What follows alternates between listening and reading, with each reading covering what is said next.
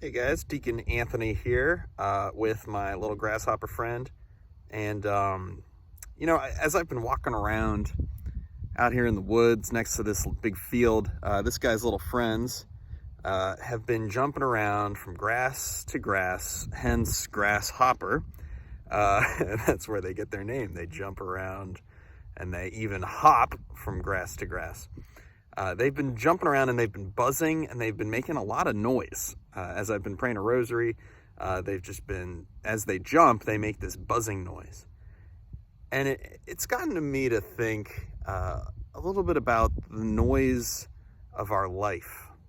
That sometimes we kind of prefer the buzz, right? We prefer to hear the grasshopper buzz in the background in our life. And we kind of flee from silence. We don't like silence very much. Why is that? Why do we prefer the background buzz of all sorts of like grasshopper noises? I'm talking about the noise of television, whatever media outlet you choose, whatever music you listen to, whatever podcasts you listen to, whatever crazy Deacons in the woods you listen to. Why do we like all this noise going on in our life? Why do we run away from silence? I think it's because we don't really like to be alone with ourselves and with God. There's something scary about that, isn't there? There's something scary about that. There's something safe about the buzz, about the noise, about all of that kind of agitation. That gives us kind of a sense of control, a sense of we know what's going on, we know what to expect, right? But silence is very different.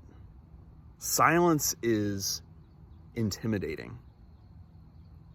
Silence is that place where we find ourselves alone with the Lord and with everything that's going on in us. And it takes a lot of bravery, I think, for us to expose ourselves to that kind of silence.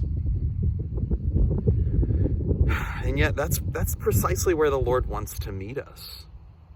He says, come away and rest for a while. Be quiet. I think that's interesting that when the Lord is casting out demons in the Gospels, so often he says, be quiet. Come out of him. Be quiet.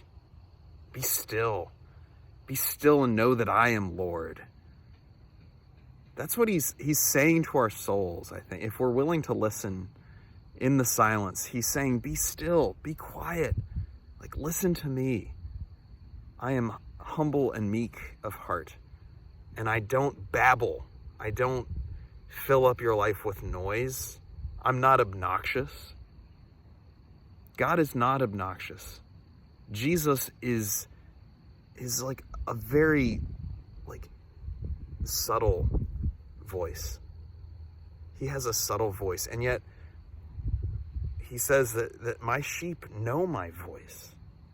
That if we're brave enough to enter into that silence and we avoid the temptation to just fill up that silence with all sorts of buzzy grasshoppers,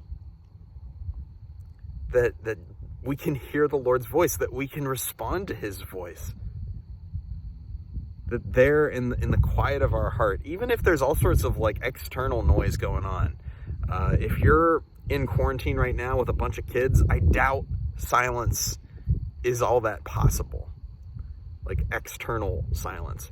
But I'm talking about that deep, abiding, internal stillness. That's possible no matter what's going on. Cardinal Sarah, in his book, The Power of Silence. I'm surprised this grasshopper is staying here as long as he is, by the way. I thought he'd be jumping away by now. In Cardinal Sarah's book, The Power of Silence, he talks about how we often think about silence as an absence, right? That it's like an emptiness, that it seems like a void. But he says, no, silence is a presence. Silence is a full and active presence. It's that place where we can hear the heartbeat of the Father.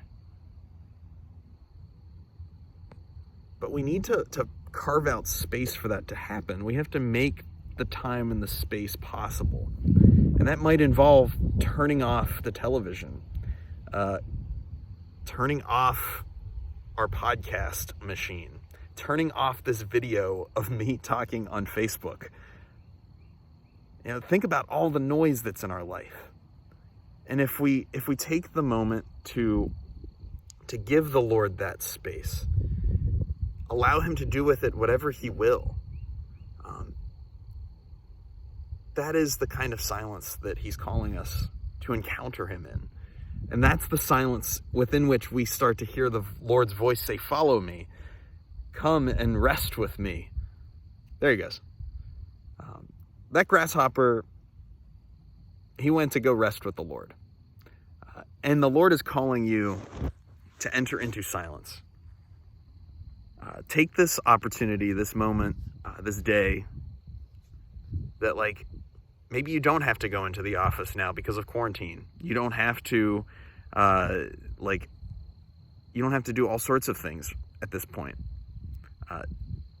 Use this opportunity, whatever opportunity you have, to find silence in your life and hand that over to the Lord. If there's crazy kids that are trying to do school in your house and you're trying to teach them and there's anything but silence happening, then offer that to the Lord and find him in your heart, in the deepest recesses of your soul. There's quiet there. There's quiet even there. The contemplative gaze on the world. I think that's what the Lord is calling all of us to.